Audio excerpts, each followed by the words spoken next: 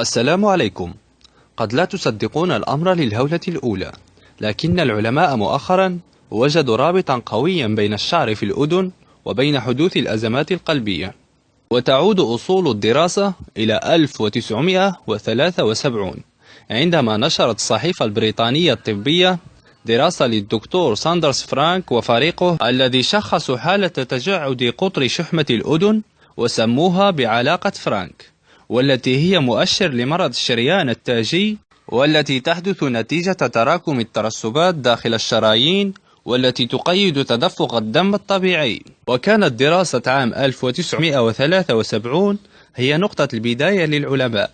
وفي عام 1984 قام مجموعة من أطباء نيويورك بنشر دراسة في الصحيفة البريطانية الطبية، وفيها عرضوا النظرية ذاتها، وهي أن شعر الأذن يرتبط بشكل قوي بمرض الشريان التاجي.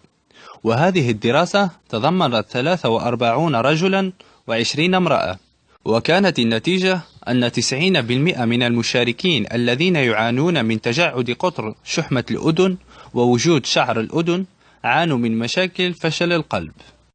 ووفقا للعلماء بمن فيهم ريتشارد فانجر من كلية الطب في جامعة بوسطن، كان التعرض للأندروجين لفترة طويلة الذي هو من أهم هرمونات الذمورة بجانب التستوستيرون هو ما أدى إلى تشكيل جلطة في الشرايين نتيجة الإنتاج الزائد من خلايا الدم الحمراء. لا تنسى الإعجاب بالفيديو والاشتراك في القناة ليصلك كل جديد.